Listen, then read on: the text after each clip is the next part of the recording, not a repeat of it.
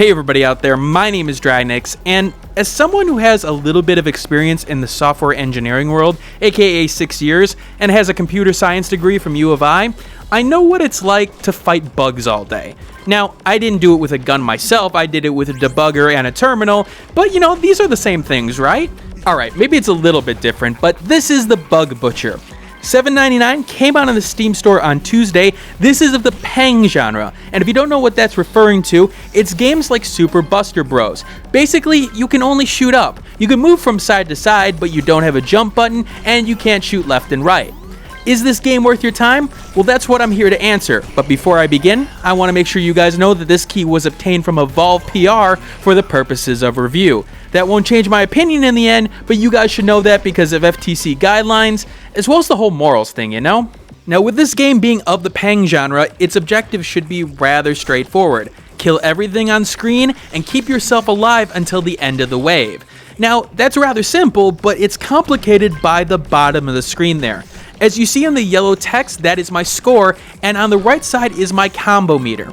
Now, as you kill enemies, that combo meter will increase, and then will count down until you kill another enemy, or it will go away at that point. So you want to keep on killing and killing and killing as much as you can without little breaks in between to get the highest combos going. Now, the only other way to reset your combo meter is to take damage, and that's where the simplicity of this game design in terms of its score mechanics works rather well with its controls.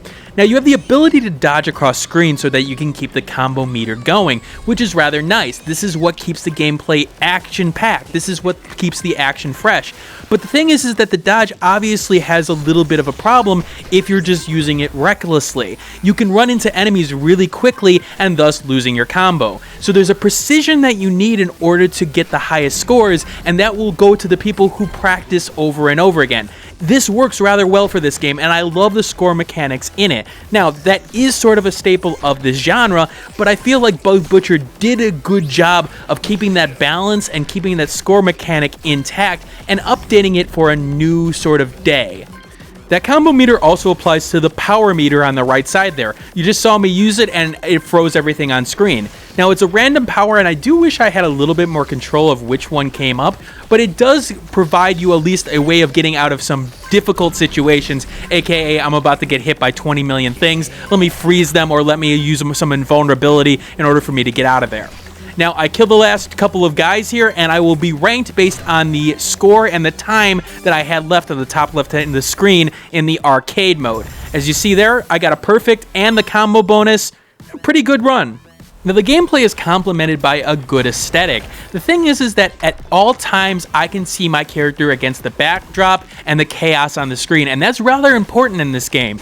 Now, note the fact that he's orange, the bridge is orange, and the lava is orange. That is usually a bad idea, but because of the smart background decisions, as well as the different tones of orange that they used, it's easy to see him, and at all times, I know where he is. This is how you do this kind of realistic aesthetic. Even though it's colorful, I still think that background is realistic. I still feel like this is a factory that is being, in the middle of nowhere and has these aliens overrunning it. Now, the sound design does its job. I'm able to hear everything, getting hit sounds and things like that, hearing the bullets, fire. It's just something about the sound design. It felt a little off. I can't put my finger on it. It did the job, but when I turned off the sound for my testing in terms of, hit markers and things like that, I didn't notice it as much as I thought I should. So that was a little bit strange. I can't hold it against the game, but just something to point out. Now, performance-wise, the Bug Butcher does the job, and it does it well. A high frame rate for an action game is important, and this game succeeds in almost every level of that. There are no frame drops that I saw. Everything's crisp. The animation works rather well. But in particular, what I really want to point out on the technical side is the lack of loading times. A lot of games nowadays, for some reason, seem to have, 5 to 10 second loading times on action games, which can actually really hurt the pacing of action games that you have to retry over and over again. And in some cases, the Bug Butcher, you're going to have to do that. But in the Bug Butcher's case, you're right back in there. When you lose, the game throws you right back in at that point with maybe 2 or 3 seconds before you have to start over again, just to sort of, change the screen and then bring you right back into it. I really appreciate that, and I know that's a small thing for some people, but you notice it over time, especially when you're playing levels over and over again and really struggling with it. Getting right back into it and getting right back into what did I do wrong is important. I really appreciate the Bug Butcher's performance in this case. Now, it's been a while since I've played Super Buster Brothers, a long while, and one of the things that I don't remember that this game does that one didn't necessarily is how the bigger enemies react to the gun. You'll notice that when I hit a bigger enemy, he'll sort of move horizontally, but he'll stop his motion vertically in some cases. Now, the game plays with that. Some bigger creatures will actually drop, at a higher rate of gravity, so you can't keep them up, but that actually forces you to sort of, react to the situation. What is going on? Okay, let me see if I can keep them up there, or, oh crap, I gotta get out of the way. That's actually helping the game's variety in the long run. Now, the game does well in the Twitch action gameplay genre. The thing is that over time, it will start to feel the same. The game could use a tiny bit more variety. Not to say that the game doesn't have variety here. It does have multiple enemy types that all act a little bit differently, although some of them do feel like the same thing, only a little bit, tiny bit different. Doesn't really affect the long run. But, levels like this where you have the laser walls, for example, they do change things a bit, especially when they're sort of malfunctioning.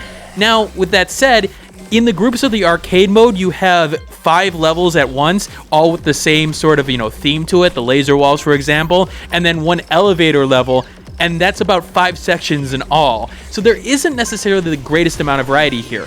Now, with that said, it is an $8 game. It is a budget title, and for what you get otherwise, the game does rather well. I will say this though, if the game were to introduce DLC for maybe $1 or $2 with some more creatures and enemies, I would definitely be looking into it even more at this point, because I think the game's got the basis down here. I really think the game has something going for it, just from the fact that it's so polished, it's so clean, and honestly, it is fun to play all the time. It just needs a tiny bit more. Now, the single player does have an upgrade system, and the thing is, the upgrade system is rather basic. Yeah, you can upgrade your machine gun and your laser beam and your rocket launcher to level 3, and they'll do a little bit more damage or fire a little bit faster. I just don't necessarily think it was necessary. I think the base weapons work rather well, and you could give, maybe an upgraded version of the weapon to drop, but the upgrade system itself, I just don't see the real point to it other than a bullet on the back of the box. It doesn't really add too much to the game, and in fact, the game doesn't even tell you about it until you get to the screen in question. You can go through the whole game without even bothering with it. Now, I did mention that there was a second mode, and that's the Panic Mode. The Panic Mode is basically the arcade mode if it were to be extended. The idea here is that survive as long as you can, and it'll just keep on giving you more waves after more waves after more waves. You can lose this one by, running out of time, but you do get time bonuses that drop in terms of power-ups, as well as at the end of a wave. You can buy upgrades and weapons, which will drop if you buy them at this point.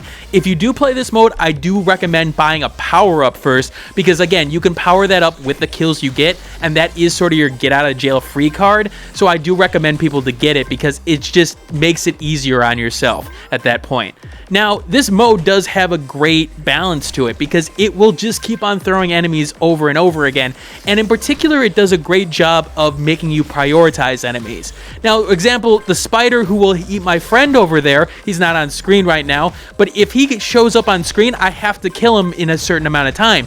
If there are too many enemies on screen, I'm going to have a hard time at that. And in particular, if you leave enemies that spawn other enemies, you may run into this, horrible situation where there's just so much on screen. There is so much happening at that point, you don't know what to do. And I actually love that at that point. I love the fact that I was in a panic mode the entire time. It was very fitting of the name of the mode in question. What actually may surprise you is that I think the Bug Butcher at its base price may be priced a little bit low, to be honest with you. Yeah, there is a lack of variety in some cases, but there's a really good amount of polish here, as I mentioned with the performance, as I mentioned with the difficulty like you're seeing here with just, a good amount of enemies on screen, and it has that old arcade feeling, that feeling of, oh crap, I would have to put another quarter to get through this section, but at this point I'm just buying power-ups over and over again, trying to figure out how to get through this section. Look at everything on screen.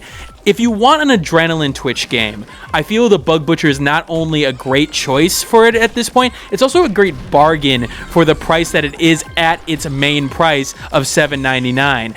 Alright, this is Dragnix signing out. I hope you got an idea of what exactly the Bug Butcher has to offer. I will leave my Steam review in the description below. If you do find this review helpful, give that like on that review as well as the like on the video itself. It always helps its visibility as well as, gives me an idea of exactly what I'm doing right or wrong. If you don't find it useful, well then let me know in the comment section below of what I can improve, what you want to know about, and I'll try to answer those questions as well.